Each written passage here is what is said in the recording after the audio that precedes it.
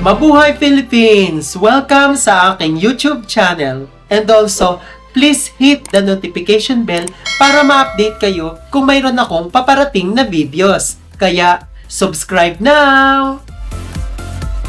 Mabuhay Philippines! My number 4 tourism video. Mary Rose Giral, Miss Universe Philippines 2024 from Nain, Cavite. Isa sa mga nagustuhan ko dun sa kanyang tourism video ay sa simula pa lang ng kanyang tourism video ay nagsalaysay na siya mula sa kanyang pagkabata.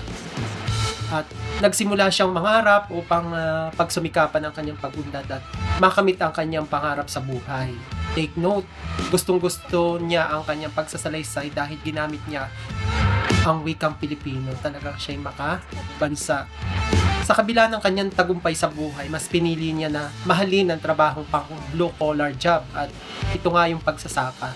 Yun ang gustong-gusto niya. Tapos yung pangingisda, mas pinahalagan niya yung kalikasan na kung saan ay ito ang naging sources ng kanyang bayan upang lumago at maging sibilisado. Doon din ay binigyan niya ng simbolismo ang bawat binibitiwan niya mga salita. Hindi ani mo makukuha sa isang paliwanagan at binigyan niya ng diin ang kasabihang kung may itinanim ay mayroong aanihin. Doon ay pinakikita niya na ang lahat ng ginagawa ng mamamayan ng pagpupursigi at pagpupunyagi sa kanyang buhay at sa bandang huli ay magiging matagumpay. Ganyan si Mary Rose Giral, Miss Universe Philippines 2024, ganyan niya inilarawan ang kanyang tinubuang bayan at ito nga ang Naik, Cavite.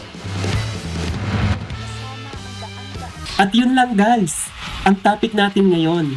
At kung hindi ka pa nakakapag-subscribe at bago ka pa lang sa aking channel, ay huwag mong kalimutang i-click ang subscribe button para updated kayo sa aking mga susunod na videos.